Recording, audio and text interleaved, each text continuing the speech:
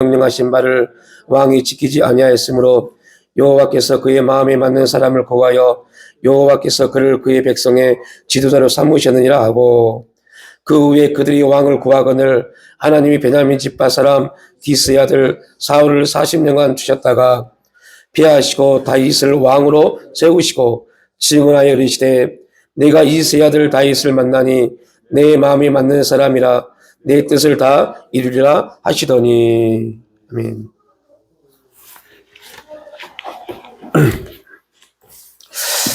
예, 오늘 다윗과 사울을 통해서 본 예배, 이런 주제로 함께 또 말씀을 나누겠습니다. 사사시대의 안목으로 인한 고통, 그들이 400년이라는 시간 동안 힘든 그러한 시간들을 지내오면서 그들이 깨닫는 게 있어요. 이스라엘 백성들이 깨달았던 것은, 우리가 왕이 없기 때문에 이렇게 힘들었구나, 이 사실을 깨달았습니다. 달리 말하면 하나님은 사사 시대를 통해서, 원래는 사사 시대란 말을 하면 안 되죠. 가나안 시대에 하나님이 가나안 땅에 들어가서 이스라엘 백성들에게 친히 왕이 되기를 원하셨는데, 그들이 하나님 말씀에 온전히 순종하지 못함으로 인해서 징계가 임하고, 또한 그 징계를 통해서 그들이 부르짖어 기도하면 사사를 통해서 회복시켜 주시는 그러한 시간들이 이스라엘 백성들에게 주어진 겁니다. 그러니까 원칙으로 하면 사사라는 직분은 이스라엘 백성들에게 원래는 필요 없어야 될 그러한 직분입니다. 사사라는 직분이 없어야 돼요. 그 이유는 뭐예요? 그들은 하나님 앞에 불순종을 할 필요가 없는 그러한 존재들이었습니다. 불순종을 할 수 없었어야 돼요. 왜냐하면 그들은 광야 40년 동안 하나님 앞에 어떤 삶을 살아야 되는지를 들었고 배웠고 보았습니다. 순종하지 않으면 하나님의 선택된 백성일지라도 하나님의 약속을 받지 못한다는 그런 뜨거운 맛을 경험했던 사람들입니다. 또 가나안을 입성했을 때 아이성 전투에서 불순종하면 철저하게 돌에 맞아 죽음을 그들은 목도했던 사람들입니다. 하나님 말씀에 순종했을 때 가나안을 정복할 수 있었던 그 놀라운 은혜의 자리에 있었습니다. 그리고 그 다음 세대를 또 아버지들이 가나안을 어떻게 정복했는지를 목도하였고 함께 그 시간을 보냈던 사람들입니다. 그럼에도 불구하고 그들의 삶은 하나님 앞에 진노를 사기에 마땅한 삶이었습니다. 하나님은 그럼에도 불구하고 그들을 멸망시키지 않냐고 사사를 보내서 다시 회복시키는 그 일들을 나타내 주셨죠. 그런데 이때 이스라엘 백성들이 깨달아야 될 게 뭘까요? 이건 굉장히 중요한 메시지입니다. 우리에게는 절대 사사시대가 오면 안 돼요. 사사시대가 오면 불쌍한 겁니다. 사사시대의 끝은 사울왕입니다. 그 끝은 멸망입니다. 그러한 시대가 오면 안 돼요. 우리의 삶은 절대 사사시대에 그러한 삶이 오면 안 돼요. 죄 짓고 회개하고 또 죄 짓고 이러한 사이클로 가면 우리가 결국은요, 하나님 앞에 아무 시간도 없는, 계수할 수 없는 시간이 돼버리는 그러한 불쌍한 존재가 돼버립니다. 우리가 이러한 말씀을 통해서, 예배를 통해서 깨달을 수 있는 것은, 사사시대에 이러한 이스라엘 백성들의 삶이 있었다는 것은, 이거를 성경에 기록해놨다는 것은 우리도 그러한 삶을 살 수밖에 없기 때문에 그러한 환경이 주어졌을 때 철저하게 회개하고 하나님 앞에 빨리 돌이켜야 된다, 이러한 메시지를 주는 게 사사시대입니다. 그런데 그 당시 이스라엘 백성들은 어떻게 했다고요? 이걸 깨닫지 못했어요. 그래서 그들은 그들 나름대로 하나 생각해낸 게 뭐냐면, 우리가 이방 민족에게 이렇게 고통받는 것은 왕이 없기 때문에 그렇구나라고 착각한 겁니다. 그래서 그들은 그들의 지혜, 그들이 깨달은 지혜를 가지고 왕을 구했어요. 여러분, 이게 여러분에게, 저와 여러분에게 던져준 메시지는 뭡니까? 여러분들 뭘 놓고 기도하고 계세요? 힘들고 어려울 때, 고통당할 때 뭘 놓고 기도하고 계세요? 오늘 이스라엘 백성처럼 이러한 기도를 하면 결국은요, 같이 죽어요, 같이. 분명히 사무엘이 이스라엘 백성들에게 뭐라고 말씀합니까? 너희들이 왕을 구했지? 그래, 너희들의 구함에 있어서 하나님이 응답할 텐데, 그런데 왕이 세워지면 너희들이 기도해서 하나님 왕을 세울 텐데, 그때 너희 자녀들, 너희들의 삶, 너희 땅이 어떻게 될 것인지에 대해서 쫙 설명합니다. 그때 이스라엘 백성들이 그 사무엘의 말을 듣고 뭐라고 고백합니까? 사무엘의 말을 듣고 그 하나님 말씀임에도 불구하고요, 그 말을 듣지도 않습니다. 그럼 무작정 뭐라고 그래요? 왕을 주소서라고 말합니다.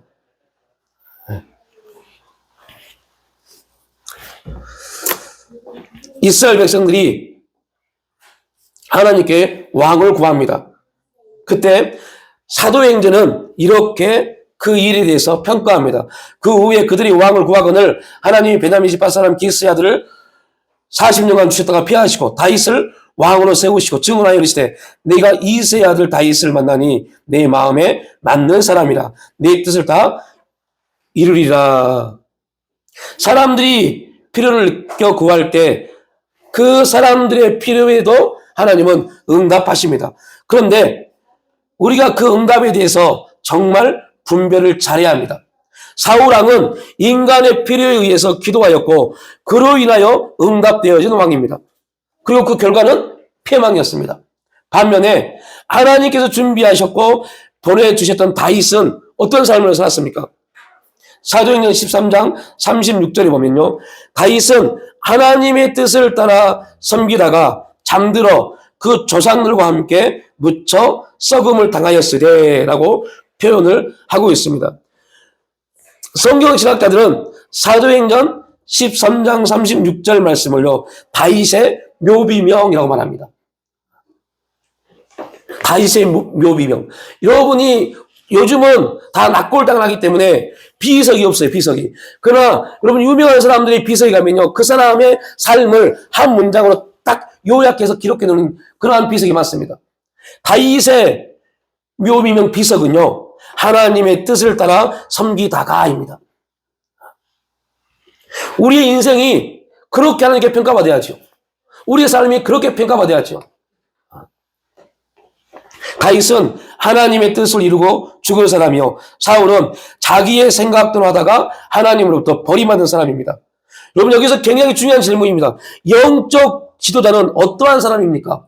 여기서 영적 지도자는요, 목사만 말한 게 아닙니다. 교회 장로, 안수집사, 권사, 교회 각 집안의 부모들, 이들이 다 영적 지도자입니다. 영적 지도자는 어떤 사람입니까? 많이 배운 사람이요? 아닙니다. 나이 많이 먹은 사람이요? 아닙니다. 어떤 사람이에요? 하나님과 만나는 사람이요.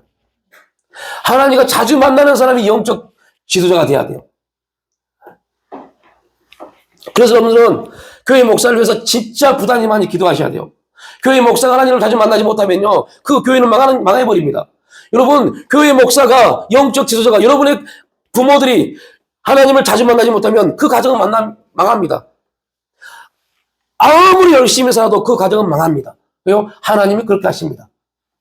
망하게 하셔서 다시 하나님을 만나게 하는 목적입니다. 교회도 마찬가지입니다. 그래서 교회 목사를 위해서 진짜 많이 기도하셔야 돼요. 이유는 뭐냐? 교회 목사를 통해서 하나님 말씀이 선포되니까요.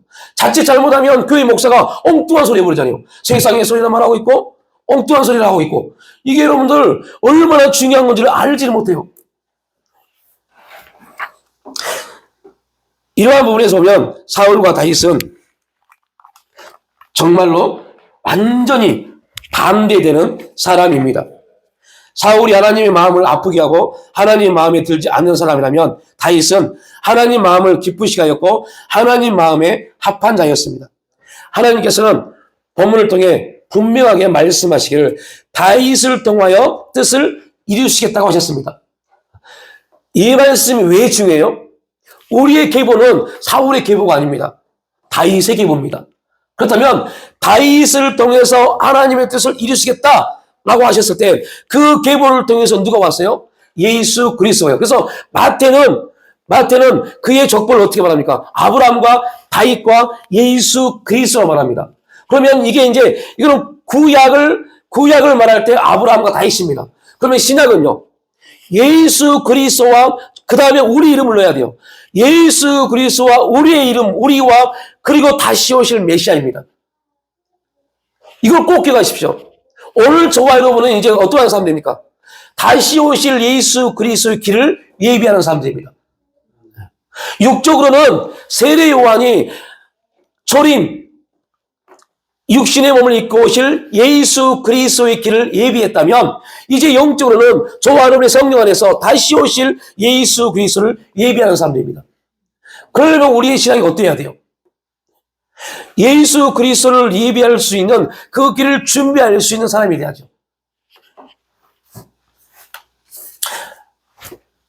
하나님께서는 사울을 피하시고 다윗을 백성의 온전한 지도자로 삼으셨습니다. 사울과 다윗에 대한 하나님의 평가는 우리에게 정말 놀라운 메시지를 던져줍니다. 지금 시대에도 하나님은 다윗과 같은 사람을 찾고 계십니다. 만일 나에게서 사울과 같은 요소가 있다면 빨리 뭐 해야 돼요? 회개해야 돼요. 그리고 다윗에게 있었던 특징을 소유해야 됩니다. 그러면 다윗이 가졌던 특징이 뭔지를 알아야죠.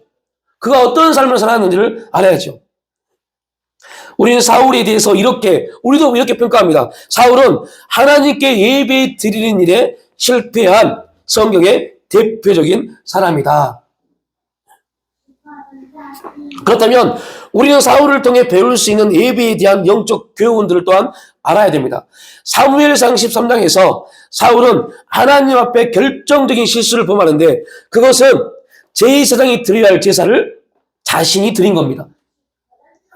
그러니까 왜 사울이 실패했는지를 알아야죠. 그래야 우리가 사울처럼 그런 행동을 하지 아니하니까요.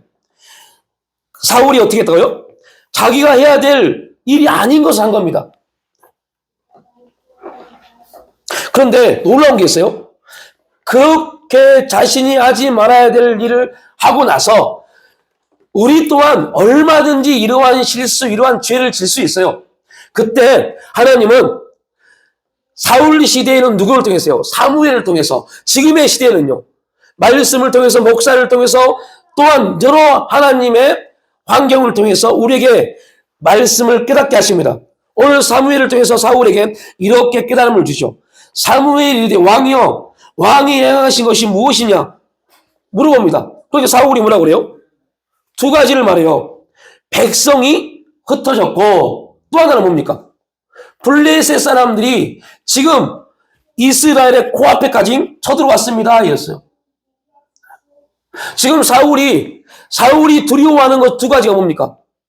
백성이었어요. 백성이 흩어진 거예요. 그리고 또 하나는요. 블레셋 사람이요. 하나님을 경외한다는 말이 무슨 말입니까? 제일로 두려워할 존재가 누구예요? 하나님이어야 돼요. 여러분은 지금 제일로 두려운 게 뭡니까? 돈입니까? 육체의 아픔입니까? 미래에 대한 막막함입니까? 이게 두려움이라면 우리는 거기에 지배를 받고 있는 겁니다. 그러면요, 돈이 우상이 되고, 육체의 질병이 우상이 되고, 미래에 대한 막막함이 우상이 되어버린 겁니다. 이것이 우상인지 알지 못한 것을 영적 무지라고 그래요. 나는 우상을 숭배하지 않는다고 말합니다. 그런데 실제 보면 영적으로 심각한 우상 숭배를 하고 있는 겁니다. 우리가 온전히 두려워할 존재는 육신을 멸하는 것이 아니라 육신과 영혼을 함께 멸하시는 그 하나님을 두려워해야 돼요. 그것을 성경은 경외한다고 말합니다. 이렇게 사무엘이 책망했을 때 사울은 변명합니다. 자신을 변명합니다. 변명이란 자기의 잘못을 인정하지 않는 겁니다. 오히려 자기가 한 행동을 나름대로 이유를 가지고 정당화하는 것이 변명입니다. 사울은 제사장이 아니었습니다. 제사를 드려서는 안 되는 사람이었지만 제사를 드리고 부득이하여 내가 이렇게 할 수밖에 없었습니다. 라고 말합니다. 이것을 상황윤리라고 해요. 상황윤리. 기독교인들이 가장 많이 빠지는 죄가 상황윤리입니다. 내 상황이 이럴 수밖에 없었어요. 어쩔 수 없었습니다. 말하는 거예요.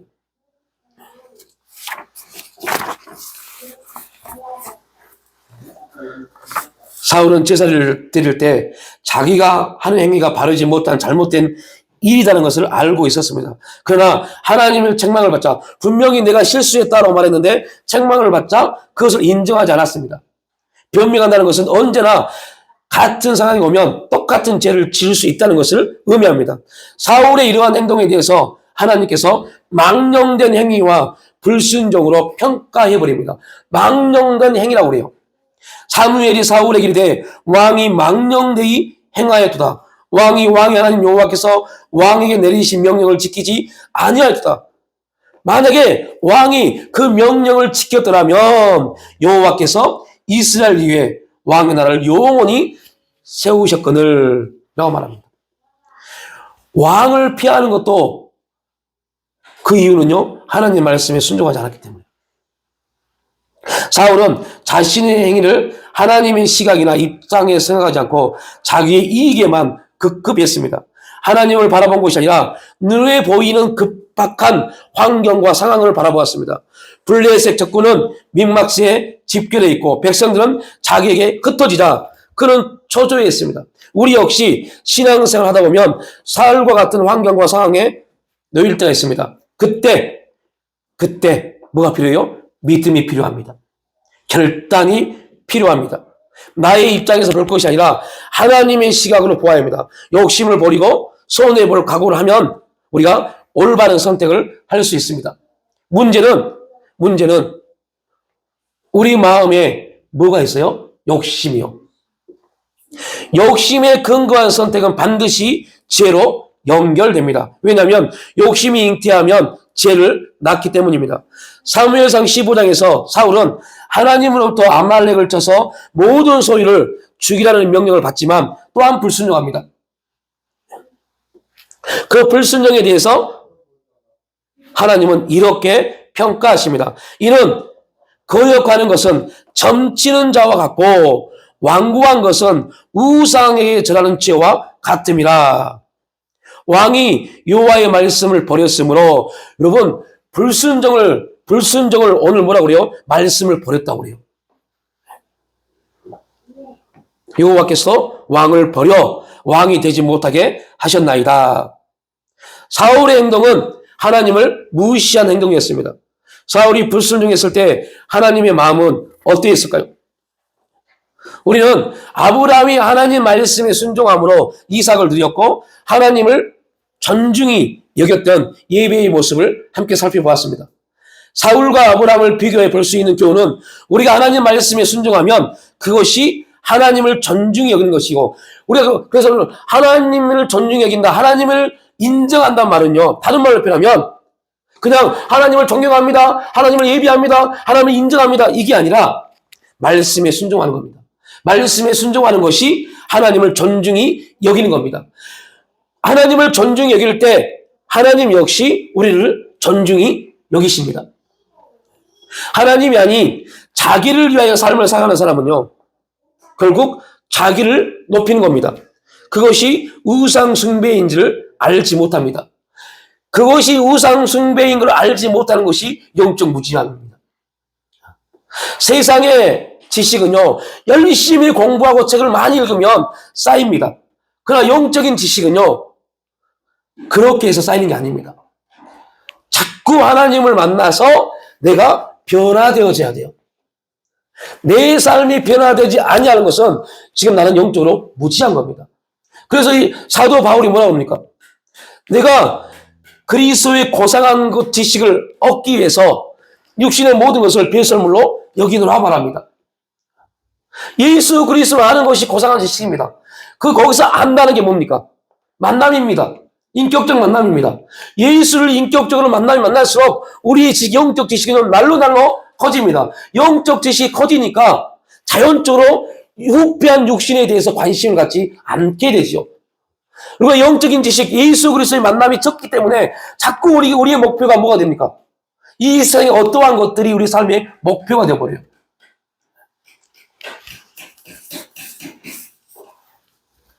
이러한 영적인 문제에 빠져 있었음에도 불구하고 사울은 길갈에 자기를 위하여 기념비를 세우게 됩니다. 자기의 기념비를 세우고 사무엘에게 이스라엘 백성들 앞에서 자기를 높여달라고 부탁을 합니다. 그것을 위하여 하나님께 경배하겠다고 말합니다. 사무엘상 15장 30절 말씀입니다. 사울이 이르되 내가 범죄하였을지라도 이제 청하옵나니 내 백성의 장로들 앞과 이스라엘 앞에서 나를 높이사 나와 함께 돌아가서 내가 당신의 하나님 여호와께 경배하게 하소서. 여러분, 예배가 먼저가 아니라니까요. 예배가 먼저 아니에요. 우리의 예배가 하나님께 온전히 인정받으려면 뭐가 먼저야 돼요? 죄에 대한 회개가 먼저가 일어나야죠. 지금 사울은 죄 때문에 하나님께 버림받았습니다. 죄 때문에 하나님께 버림받았어요. 버림받은 사람이 아무리 예배를 드린들 그 예배가 합당한 예배가 되겠냐고요. 버림받은 사람들이 아무리 아름답게 좋게 경건하게 예배를 드린들 그 예배가 하나님께 연락되겠냐고요. 먼저 돌이킴이 필요합니다. 회개하지 않으면 그 예배는 이 자리에 100명 앉아있으면 뭐합니까? 이 자리에 앉아있으면 뭐예요? 내가 지금 죄 가운데 하나님과 전혀 다른 생각과 관심을 가지고 있는데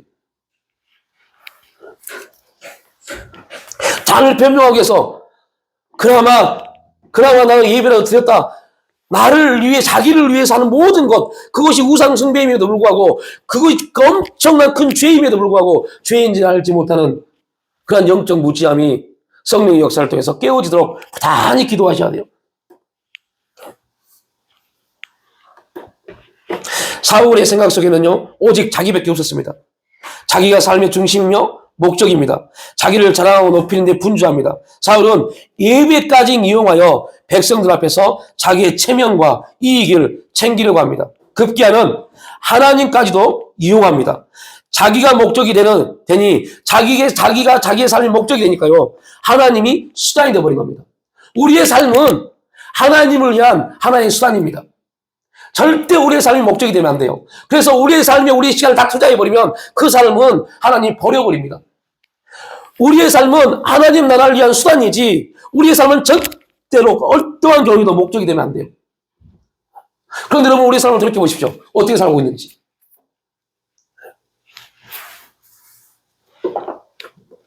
사울이 예배에 실패하게 된 결정적인 이유들은 사무엘상 15장 19절 말씀했죠. 어째 왕이 여호와의 목소리를 청종하지 아니하고 탈취하기에만 급하여 여호와께서 악하게 여기시는 일을 행하나이까. 우상 숭배와 탐심의 뿌리는요 욕심입니다. 욕심. 사울이 하나님 말씀에 불순종하게 된 이유도 그의 마음의 욕심 때문이었습니다. 하나님의 책망을 받았을 때 사무엘에게 변명하기를 하나님께 제사를 드릴 때 좋은 것으로 제물을 드리기 위해서 그렇게 하였다라고 하였지만 그 속에는요 사울의 욕심이 들어 있었습니다. 그래서 사무엘이 이렇게 평가한 겁니다. 탈취하기에만 급하여라고요. 지금 아말렉을 다 멸해야 되는데 하나님의 시각에 다 멸해야 돼요. 그것이 아무리 좋은 것이 있을지라도 멸하는 것이 하나님이 사울을 통해서 받고자 하는 예배입니다. 그런데 사울은 하나님의 시각으로 보지 않냐고 좋은 것이 눈에 들어오자마자 어떤 행동을 해요? 변명을 해요. 어떤 변명이에요? 예배 드리기 위해서 이것을 내가 이렇게 죽이지 않았습니다. 그런데 사무엘은 정확하게 평가합니다. 아니야. 탈취하기에만 급하였다라고요. 너는 예배 드리려고 하나님께 예배 드리려고 그 재물을 죽인 것이 아니라 네가 갖고자 하여 라고 평가해 버립니다. 우리는 이렇게 말했어요. 아니 목사님 무슨 말씀이세요? 사무엘이 아무리 영적인 사람일지라도 사울의 마음을 어떻게 있습니까? 라고 말할 수 있어요. 진짜 사울이 진짜로 예배 드리려고 그럴 수 있잖아요. 라고 말할 수 있어요. 그런데 사무엘의 평가는 사무엘의 평가가 아니라 누구의 평가예요? 하나님의 평가입니다. 욕심은 왜 무섭냐면요. 욕심은 우리의 영적인 시각을 멀게 합니다. 영적인 시각을 멀게 해요. 그래서 누구를 보지 못하게 해요? 하나님을 보지 못하게 해요. 이게 무서운 겁니다. 여러분 열심히 일하고 돈을 버는 거 이게 왜 문제겠습니까? 문제가 아닙니다. 그런데 문제는 거기서 나옵니다. 열심히 일하고 돈을 버는 게 문제가 아니라 거기에서 뭐가 나오니까요? 욕심이 나오니까요. 욕심이 나오는 순간부터 그 다음부터는요 그다음부터는 숙제입니다. 여러분들 각자 알아서 숙제를 가지십시오. 무서운 겁니다. 그래서 그 결과가 뭔지를 성경은 분명히 말합니다. 사울이 하나님 말씀에 불순종한 또 하나의 이유는 하나님보다 백성을 두려워했기 때문입니다. 내가 무엇을 두려워한다면 나는 그것에 지배를 당하는 겁니다. 내가 두려워하는 것을 섬기게 되어 있습니다. 그래서 여러분들 참 엉뚱한 말 같고 뭐 이치에 맞지 않는 말 같지만요. 여러분 유전자라는 게 참 무섭습니다. 유전이라는 게 되게 무서워요. 자기 부모가 암이 걸렸던 그러한 조상이 있든 뭐 혈압이 높든 이러한 유전은요 자녀들에게 그대로 나타납니다. 그런데 제가 여기서 이 말씀을 드린 것은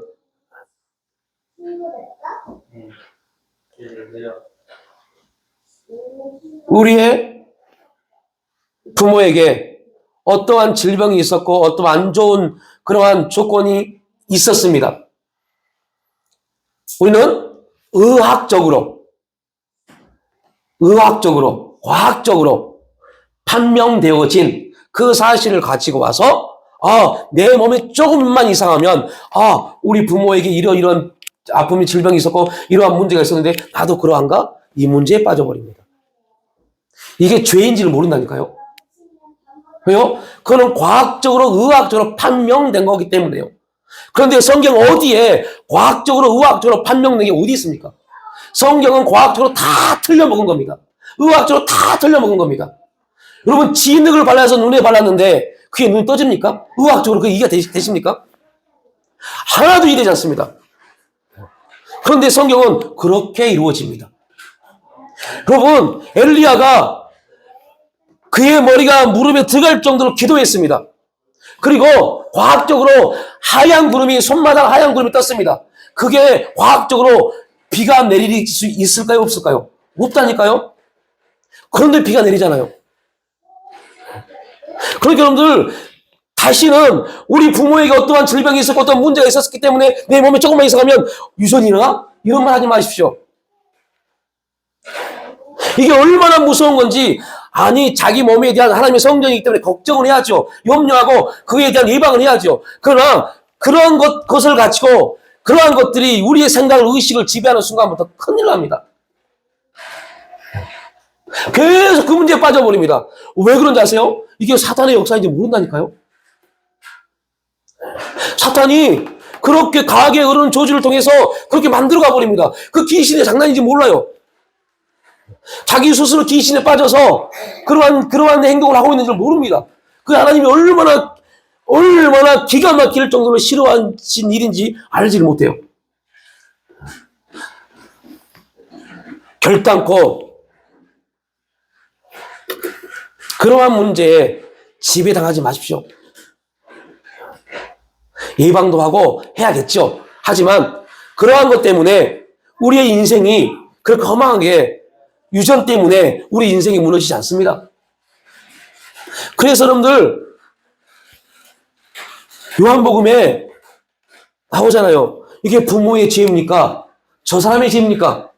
예수님이 그 당시에 그게 흐르고 있는 일반적 논리였습니다. 근데 예수님이 뭐라고 합니까? 아니야. 부모도 아니고 그 사람도 아니야. 하나님의 영광을 나타내기 위한 목적입니다. 여러분 우리 육신이 연약하고 육신에 질병이 있고 여러분 우리 인생에 문제가 있는 거 분명 어떠한 경우는 우리가 실수해서 나타나는 경우도 있습니다. 그럼에도 불구하고 그 모든 것들 가운데 우리가 알아야 될 영적인 진실은 하나님이 우리를 통해서 당신의 영광을 나타내기 위한 목적입니다. 이 영적인 섭리 안에 우리가 들어가지 못하면 계속 그 문제에 매워서 헤어나오지를 못해요. 저도 우리 집안에 유전적으로 혈압 높고요. 정말 미칠 것 같습니다. 몸이 아파서. 여러분 그런 고통 당해보셨어요? 24시간 365일 계속 귀에서 윙윙 거려서 잠을 못 자요. TV 소리를 크게 키지 않냐면 그 소리 때문에 잠을 못 자요. 근데 이거 저뿐만 아닙니다. 저희 작은 형님도 그럽니다. 똑같아요. 그러니까 간혹 저희 아내 그래요. 아이고 똑같아 그래요. 유전입니다. 그런데 그걸 유전이라는 문제만 놓고 가지고 있으면 아무런 그걸 통해서 하나님이 일하실 일에 대해서 아무런 것도 깨닫지 못합니다. 그렇다면 하나님이 왜 우리 집안에 이러한 유전을 주셨을까를 봐야죠. 이걸 통해서 하나님이 나를 통해서 무엇을 나타나게 한 목적인가를 봐야죠. 거기에 관심이 없으니까 여러분 아무리 좋은 의사를 찾아가 보십시오. 하나님이 해결해 주지 않으면 안 된다니까요. 아무리 좋은 약을 먹어도 하나님이 손대지 않으면 안 됩니다. 그럼에도 불구하고 또 보십시오. 하나님이 사무엘을 통해서 사울을 계속 변화시킴에도 불구하고 사울이 바뀝니까? 안 바뀝니까? 사람도 아닙니다. 내 남편도 아니고 내 아내도 아니고 교회 목사도 아닙니다. 직접 누구를 만나야 돼요? 하나님 만나야 돼요. 사울 옆에 사무엘이 계속 사울을 책망하고 회개할 수 있는 환경을 계속 줌에도 불구하고 사울 자신이 하나님을 바라보지 아니하니까 회개하지 않잖아요. 여러분, 굉장히 중요한 메시지입니다. 아무리 내 옆에 사람이 능력 있고 무한들 내가 하나님 앞에 내 마음이 열리지 않으면 그는 결코 변화받지 못합니다. 그래서 우리가 힘들고 어렵지만 주님 앞에 기도해야 돼요. 나를 변화시킬 수 있는 분은 오직 하나님 한 분뿐입니다. 내 인생에 역사를 나타내실 분은 그 누구도 아니고 하나님 한 분뿐입니다. 그래서 여러분 기도한다니까요. 할 일 없이 시간이 많아서 기도하는 게 아닙니다. 내 인생에 길이 열리기 위해서, 우리 가정에 우리 자녀들에게 길이 열리기 위해서 그래서 기도하는 겁니다. 우리의 부모 세대들이 그렇게 먹을 것 없고 입을 것 없고 죽을 것 같은 환경에서 그 자녀들을 위해서 울부짖으며 기도했던 그 대가가 지금 우리에게 풍성함입니다. 우리가 기도하지 않으면 우리 자녀들에게는요 이런 세상 못 준다니까요. 여러분 자녀들이 이렇게 예배드리지 못한다고 하면 어떻게 하실래요? 이런 예배드리다가 다 끌려간다면 구속된다면 어떻게 하실래요? 지금 눈물을 흘리며 기도해야 돼요. 그러한 시대가 되고 있다니까요. 동성애 말하면 끌려가는 시대가 되고 있다니까요. 지금 얼마나 우리가 눈물로 기도해야 됩니까? 얼마나 눈물로 기도해야 되고 하나님 앞에 매달려야 돼요. 그래야만 우리 자녀들에게 진짜 여러분이 여러분의 자녀를 사랑한다면요. 에이 몰라 너희들 사는 그런다면 그렇게 해도 돼요. 정말 자녀들을 사랑한다면 우리 다음 세대를 사랑한다면 눈물로 기도하셔야 돼요. 그래야만이 우리가 이렇게 편하게 예배 드리는 이러한 시간을 누구에게요? 우리 자녀에게도 물려줄 수 있습니다. 이게 진짜 안 그럴 것 같죠? 그렇게 돼가고 있어요 지금. 심각합니다. 성경에 있는 말씀을 함부로 말하지 못하는 시대가 다가온다니까요. 그런 시대가 지금 이미 미국은 도래했고 네덜란드 하란 개혁 신학, 여러분 개혁 신학의 최고인 네덜란드 신학이 무너져 버렸어요. 거기서는 동성애 말하면 바로 구속됩니다. 저 남아프리카 공화국, 한동안 우리 한국 신학교 거의 대부분의 신학자들이 다 남아프리카 공화국에서 신학 공부를 했어요. 거기 지금 동성애 말하면 구속됩니다. 그렇게 바뀌어버렸어요. 지금 이제 마지막 남은 보리고 한국입니다. 그런데 그렇게 가고 있잖아요, 지금. 심각합니다. 정말 여러분들,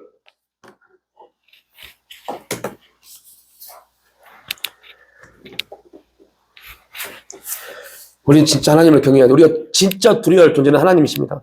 내가 하나님을 경외하면 하나님의 지배를 받으며 하나님만 섬길 수 있게 됩니다. 사울이 하나님보다 백성을 더 두려워했다는 것은 하나님이 아니라 백성들이 사울을 지배하고 있었다는 겁니다. 이게 무서운 겁니다.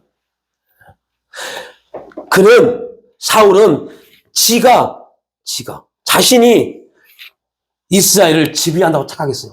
영적으로 무시한 겁니다. 그런데 결국은 사울이 누구를 두려워해요? 백성을요.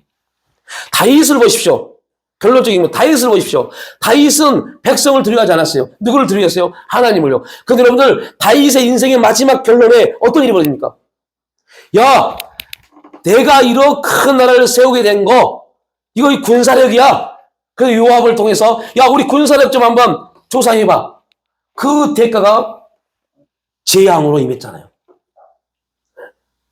인간의 모든 관점은 결국은 재앙입니다. 인간의 모든 선택은 결국은 재앙입니다. 그래서 무서운 겁니다. 그래서 철저하게 하나님께 묻고 또 묻고 또 묻고 움직여야 돼요. 뭔가를 결정할 때 그냥 환경이 그러하니까, 상황이 그러하니까, 이거는요, 우리 인생을 망하게 하는 원리라는 걸 꼭 기억하십시오. 자신의 환경과 상황을 바라보는 사람은 결코 하나님을 섬기지 못합니다. 그래서 하나님에 대한 믿음은 담대함으로 나타나야 돼요. 우리가 어떤 사람을 알려면 그 사람이 사건을 어떻게 처리하는가를 보면 알 수 있습니다. 사건을 처리함에 있어 영적인 사람은 육신적으로 처리하지 않고 육신적인 사람은 영적으로 처리할 수 없습니다.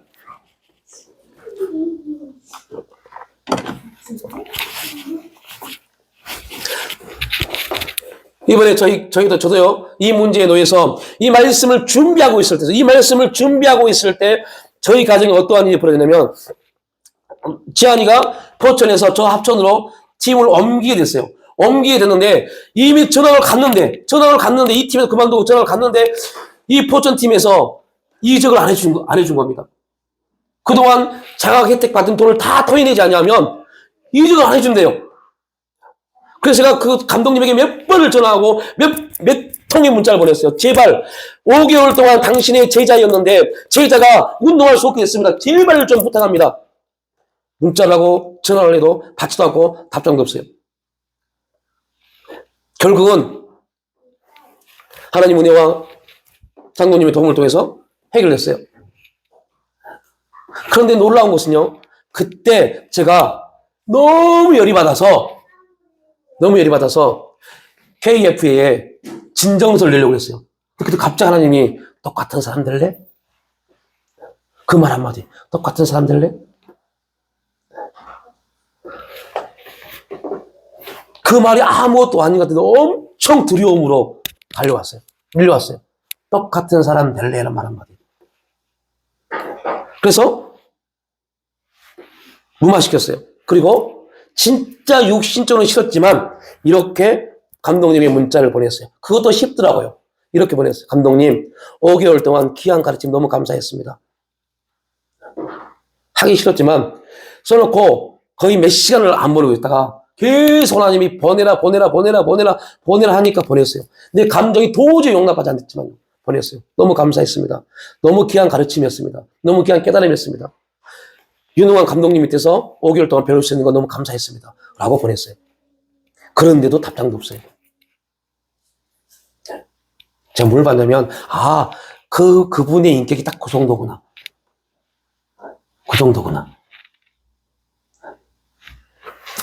여러분, 그 사람을 평가할 때는요, 그 사람이 하나님 영적으로 기도를 할 필요 없습니다. 그 사람이 어떤 환경에서 어떠한 선택을 하느냐, 그거 보면 돼요. 그렇구나. 그래서 여러분, 첫인상 참 좋습니다. 그러나 그거 아닙니다. 그가 어떠한 평가를 내리고 어떻게 행동하는가, 이게 진짜 중요합니다. 다윗을 보십시오. 하나님 마음이 합한 자인 다윗은 자신의 생애 속에 일어난 사건들에 대해 어떻게 처리했는지, 사무엘하 12장 13절 말씀입니다. 다윗이 나단에게 이르되 내가 여호와께 범죄하였노라. 이게 무슨 말입니까? 다윗이 간음을 했습니다. 바세바를 범했습니다. 그때 나단이 와서 쫙 한 동네 이야기를 쫙 설명을 해요. 그랬더니 다윗이 당장 그 일을 처리하겠다. 그러니까 나단이 뭐랍니까? 당신입니다. 얼마든지 다윗은 뭐 할 수 있었어요? 나단을 죽일 수 있었어요. 왕이니까. 그리고 무마시킬 수 있었어요. 그 말 한마디에 다윗은 어떻게 했습니까? 사울은 어떻게 했어요? 사울은 사무엘의 지적에 대해서 변명했죠. 다윗은요, 회개했어요. 사울과 다윗의 모습의 차이는 뭐예요? 변명과 회개입니다. 어쩔 수 없었어요, 사울. 어쩔 수 없었어요, 육적인 사람. 영적인 사람은요, 죄송합니다. 하나님 용서해 주세요. 제가 죄인입니다.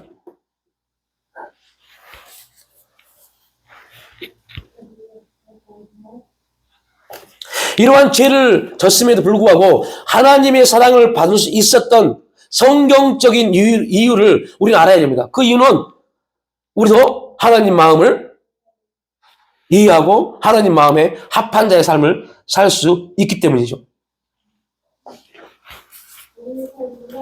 다윗이 간음과 살인을 했음에도 불구하고 하나님의 사랑을 받을 수 있었던 이유를 모른다면 그 사람은 그 이유를 모르는 것이 아닙니다. 하나님 마음을 모르는 겁니다. 그래서 성경은 그 사건을 말하는 것이 아니라 그 사건을 통해서 하나님이 무엇을 말씀하시는가를 말하는 겁니다. 그 사건을 보면 안 돼요. 그걸 통해서 하나님이 뭘 말씀하시는가를 봐야 돼요. 다윗이 범죄하고 많은 시간이 흘렀을 때 하나님은 나단 선지자를 통해서 다윗을 책망하십니다. 그 말씀이 사무엘하 12장에 나와 있습니다. 우리는 거기서 사울과 다른 다윗의 모습을 보는데 변명과 회개였죠. 다윗은 자기의 죄를 하나님과 사람 앞에서 시인하고 고백하며 회개합니다. 자기 죄를 인정한다는 것, 이것은요 누구 눈치를 본다는 거예요? 하나님이요.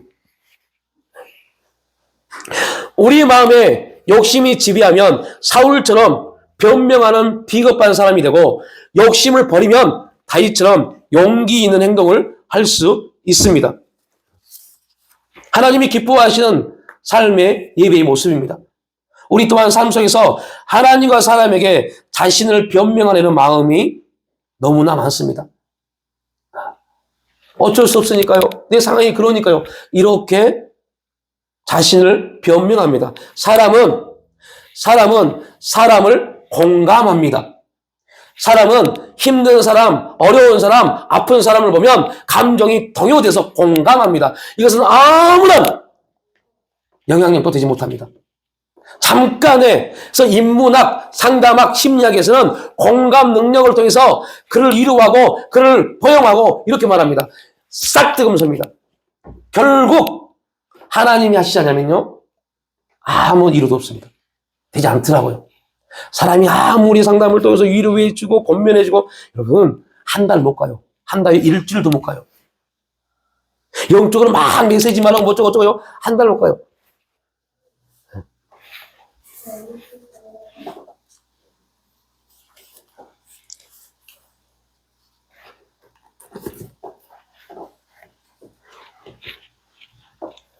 은혜요?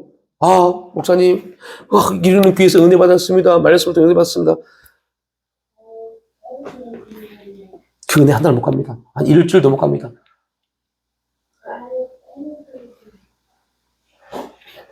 왜 그럴까요? 여러분, 진짜 은혜 받은 사람들은요, 은혜 받은 사람들은 삶 속에서 자꾸 변화되어지는 모습들이 보여집니다. 그래서 영적 지도자는 뭘 본다고요? 그 사람이 변화된 모습들을 봅니다. 그리고 그 말에 신뢰를 갖습니다.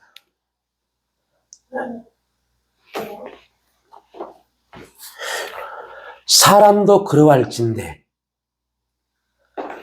조금 은혜 받은 사람도 그러할진대. 우리의 모든 속사정을 우리보다 더 잘 알고 계신 하나님은 어떠하실까요? 그래서 사람은 속일 수 있지만 하나님은 결코 속이지 못합니다. 그래서 멋머진 척 하지 마십시오. 뭐가 좀 되는 것처럼 하지 마십시오. 안 되면 안 되는 그대로 주님 앞에 나와서 고백하면 돼요. 그리고 하나님의 도움을 구해야죠. 그러면서 저는 요즘 니고데모라는 분을, 예전엔 니고데모였는데 지금은 니고데모라는 분을 되게 많이 묵상합니다.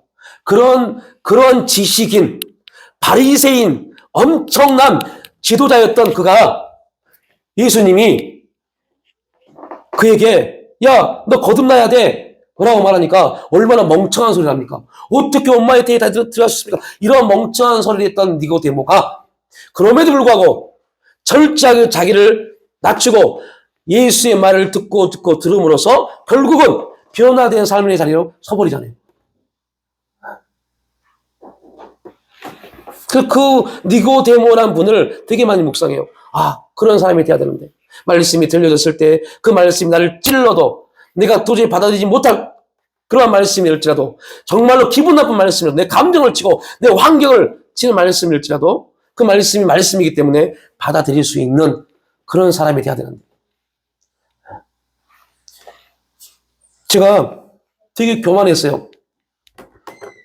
30대 초반부터 전도사 시절 때부터 전국적으로 집회를 다니고 세미나를 다니다 보니까 되게 교만했고 되게 많이 영적으로 안다고 착각했어요. 얼마나 교만했냐면 목사님을 줄 세워놓고 기도회 주고 그런 짓거리를 했어요. 그런 짓거리였어요. 짓거리. 그리고 기도회 해줄 수 있죠. 근데 무시했어요.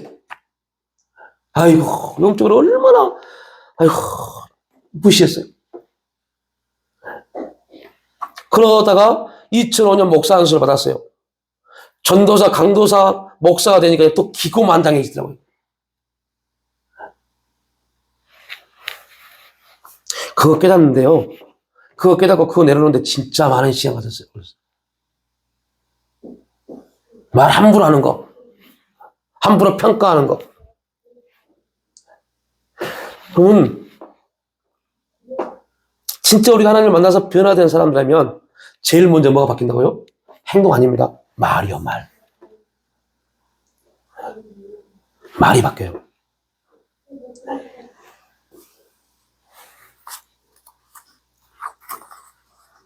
그 사람의 마음이 어떠하면, 그 마음이 어떠하면 그 유인, 그 사람의 말도 어떠합니다. 그 마음의 변화가 없으니까 보여지기는 목사가 됐고 보여지기는 교회 직분자가 됐는데 말은 엉망입니다. 목사가 강대상에서 욕이나 처해되고 목사가 강대상에서 세상 일이나 말해야 되고 목사가 강대상에서 그러한 것들이나 말하고 끝내버리는 한국 교회가 무너지는 원리입니다. 교회가 무너지는 원리입니다. 교회 목사들이 하나님과 관계가 끊어지는 원리입니다. 교회 성도들도 마찬가지입니다. 교회에서 이 1시간, 2시간 예배드리기가 너무너무 힘들어합니다. 죽을 것 같습니다. 그런데 세상 친구들 만나는 거 3시간, 4시간 아무것도 아닙니다. 부족합니다. 아이고 더 놀고 싶은데 시간이 이거 벌써 지났네? 이렇게 말합니다. 1시간 아니 단 30분 기도하는 거 너무너무 힘듭니다. 시간 진짜 안 가네. 그런데 세상에 우리 시간을 보내는 거 얼마나 쉽게 보내십니까?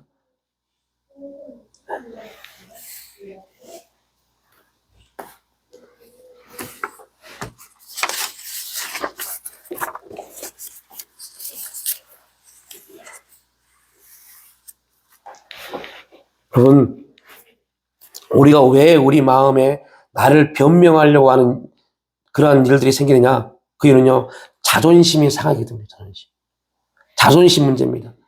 그리고 또 하나가 뭐예요? 내가 어떠한 걸 선택했는데 그 선택이 잘못되었다고 시인하기가 너무너무 힘듭니다. 그걸 진짜 자기의 선택에 대해서 이거 잘못했다고 인정하는 게 죽기보다도 힘듭니다. 그래서 자살하는 겁니다, 사람들이. 교회 장로 권사도 자살합니다. 교회 목사도 자살합니다. 그걸 인정하기 싫어서요.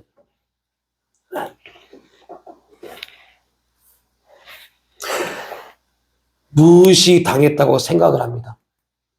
그러나요, 자신이 진다고 생각을 합니다. 여러분들은 그러지 말기를 바랍니다. 제가 그러지 않지라고 말하지 않고 그러지 말기를 말한다고 말합니다. 저한테 하나님 메시지 준 게 있기 때문에 이렇게 말합니다.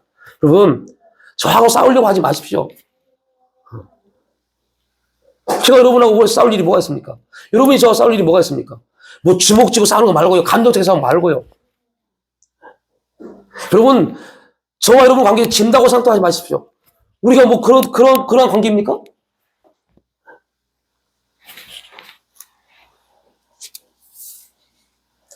여러분은 자격지심 문제입니다. 하나님과 나의 관계적 문제입니다. 어디를 가서 누구를 만나든 당당하십시오. 우리가 당당해야 될 이유가 뭡니까? 하나님이 우리를 그렇게 창조하셨습니다. 당당하도록요. 그래서 여러분들 여호수아에게 계속 말하는 게 뭡니까? 가고 담대해라. 야, 네가 받는 모든 거 다 네 거야라고 말하잖아요. 싸움은 내가 할게. 네가 받는 모든 거 다 네 거야. 걱정하지 마. 걱정하지 마. 여호수아는 그걸 알았다니까요. 전쟁의 자리는 내가 서지만 그 싸움의 승패는 누구를 통해서요? 하나님을 통해서 이루어진 걸 알고 있었습니다. 그럼에도 불구하고 하나님이 계속 여호수아에게 말합니다. 가고 담대해라고 말합니다. 저 여리고에 있는 저 가나안에 있는 어떤 사람일지라도 그들은 너희들이 고백했잖아. 너희 밥이야. 라고요. 이 세상에 어떠한 모습일지 아니 교회 목사가 여러분을 막 무시할지라도 여러분 그것 때문에 상처받지 마십시오. 세상이 우리를 무시할지라도 상처받지 마십시오. 왜요? 하나님이 우리를 그렇게 보지 않기 때문에요. 하나님이 그렇게 안 보면 됩니다. 사람은 그렇게 볼 수 있을 수도 있어요.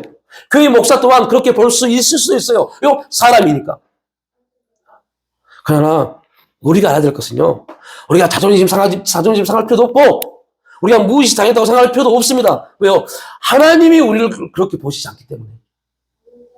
그래서 저도 그 사실을 깨닫고요, 저희 아내가 알아요. 어떤 사람을 만나도요 당당합니다.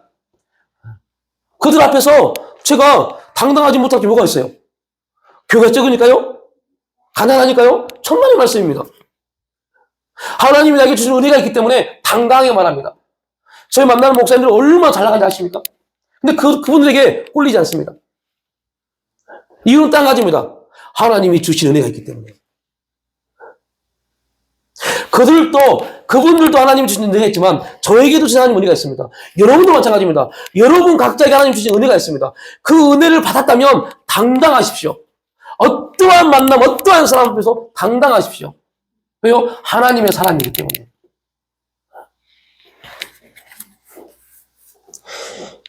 여러분, 우리가 알아야 할 영적인 메시지는요, 다윗처럼 반응해야 됩니다. 자존심, 고집, 무시당해도 생각하는 것들 다 버리십시오. 아니, 여러분, 돈 많은 친구, 돈 많은 어떤 친척들이 우리를 무시할 수 있다니까요? 근데 그거 연연하지 마십시오. 우리가 진짜 연연해야 할 것은 그때 내가 하나님을 바라보고 있느냐 없느냐입니다. 제가 자꾸 저희 가족 얘기를 해서 미안합니다. 되게 믿음 있는 것처럼 보여서요. 믿음 있는 것처럼 보여서 말한 게 아닙니다. 저희 아들이 이런 말이에요. 아빠, 엄마, 나는 어디를 가서도 나는 다 이길 수 있는 자신감이 있어. 근데 우리가 볼 때는 아니거든요. 보여지는 모습에서. 근데 그 자신감이 있어요. 그래서 내가 그걸 놓고 기도하면서 그걸 놓고 기도해요. 여러분 꼭 생각하십시오. 여러분의 자녀가, 여러분의 남편이, 여러분의 아내가, 그 교회 목사가, 교회 직분자가 어떠한 메시지, 어떠한 말, 메시지, 설교 말고 어떠한 말을 했을 때 그 말에 어떠한 것들은 꼭 기억해서 기도하십시오. 그게 기도문이 돼야 돼요. 그 말을 딱 하더라고요. 그래서 그냥 지나갈 수 있는 말인데 오늘 갑자기 강대사님 기도하는데 갑자기 이제 지한이를 놓고 기도하는데 1년 말씀을 놓고 기도하는데 그 말씀을 딱 줘요. 아, 그러면서 하나님 말씀, 그가 아니라 내가 그에게 그 당당함을 주었다. 그래서 그 다음부터는요, 그 말하면요, 하나님 음성을 듣습니다. 왜요? 그 애가 당당한 게 아니라, 누가요? 하나님이 당당함을 주셨대요. 그래서 난 그때부터 그 말을 들었을 때 하나님 음성을 듣습니다. 여러분 자녀들이 어떤 말을 할 때, 여러분 남편이 아내가 어떤 말을 할 때, 어떠한 것들은요, 귀담아 담아서 기도의 제목으로 잡으십시오. 하나님의 음성으로 잡으십시오. 제가 말했잖아요. 그냥 말한 게 아니라니까요. 제가 교회를, 진짜 그만둬야겠다. 직장생활 해야겠다. 막 고민하고 있을 때, 그때 저 조그만 아이가 뭘 한다고 이렇게 말했다니까요. 목사님, 교회 와서 목사님이 있으니까 너무 좋아요. 하나님 음성이었다니까요. 내가 있어야 할 자리가 뭔가에 대해서 저 제일 조그만 아이에게, 조그만 아이에게, 효노에게 하나님 말씀하신 겁니다. 목사님이 교회에 있으니까 좋아요. 그때 하나님이 저에게 주신 말씀은 네가 있어야 할 자리가 어딘지 알겠지. 그거 그냥 아이고 그래 너 와서 심심할 텐데 놀아주고 좀 이렇게 넘어갈 수 있는 말입니다. 그냥 넘어갈 수 있는 말인데 하나님이 지금 내가 이런 혼란과 갈등 가운데 있을 때 저 아이를 통해서 이런 말씀을 주시는구나.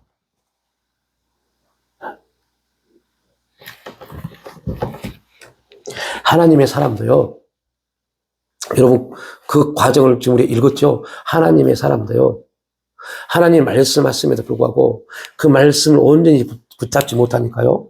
가서 너는 그곳에서 물도 떡도 먹지 말라 했음에도 불구하고 먹고 마시고 거기서 죽어버립니다. 하나님의 사람임에도 불구하고 말씀이 나를 지배하지 못하면요. 환경의 지배를 받습니다. 상황의 지배를 받습니다. 그 하나님의 선자는 절대 사마리아에서 물도 떡도 마시지 말았어요. 그런데 하나님이 말씀하시고 또 다른 사마리아의 거짓 하나님의 선지자를 통해서 말을 하게 합니다. 그때 이 선지자는 어떻게 해야 돼요? 그에게 주신 말씀을 붙잡고 나갔어야죠. 근데 그 거짓 선지자의 말을 듣고 그곳에서 힘을 갖고 물과 떡을 먹었어요. 그리고 가다가 사자에게 물려 죽였어요. 근데 성경에 어떻게 나왔습니까? 시체는 이때 사자가 누구랑 함께 있어요? 나귀와 함께 있잖아요.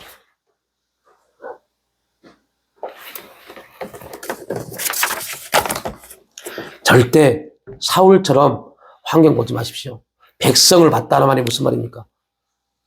세상의 이치를 보는 겁니다. 세상의 이치를 보지 마십시오. 세상의 원리 보지 마십시오. 무너질 것 같지요? 안 무너집니다. 자기를 위한 삶 살지 마십시오.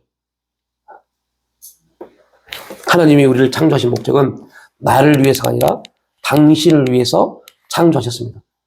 이 두 가지가 사울이 실패한 원인입니다. 우리는 이제 다음 주에도 다윗과 사울을 통해서 본 예배의 모습을 볼 겁니다. 여러분 꼭 기억하십시오. 사울처럼 자꾸 나를 변명하려고 하고 자꾸 세상의 이치적 논리를 가지고 나를 보려고 할 때 우리는 실패합니다. 우리 그때 넘어집니다. 그러나 다윗처럼 어떠한 경우에도 그럼에도 불구하고 하나님 앞에 무릎 꿇어 기도하며 회개했을 때 하나님이 이렇게 평가하십니다. 하나님의 뜻을 따라 내 마음에 합한 자이다. 그러한 하나님의 평가를 받을 수 있기를 주님의 이름으로 축복합니다. 아버지 하나님, 참 우리의 삶이 녹록지 않습니다. 이 세상이 우리를 가만히 두지 않습니다. 그럼에도 우리는 다윗처럼 철저히 하나님을 의지하고 하나님의 말씀을 바라보며 나가는 그러한 인생이 되기를 원합니다. 사울처럼 변명하고 하나님이 아닌 사람의 눈치를 보고 환경을 보므로 결국은 하나님께 버림받은 인생이 아니라 우리가 철저하게 하나님 앞에 회개하고 아버지를 붙잡고 의지함으로 하나님이 일하시고 역사하시고 운행하시는 그 거룩한 삶의 세계로 나가는 그런 예배자의 삶이 이루어질 수 있도록 축복하여 주시옵소서. 감사드릴 때 예수님의 이름으로 기도를 올립니다.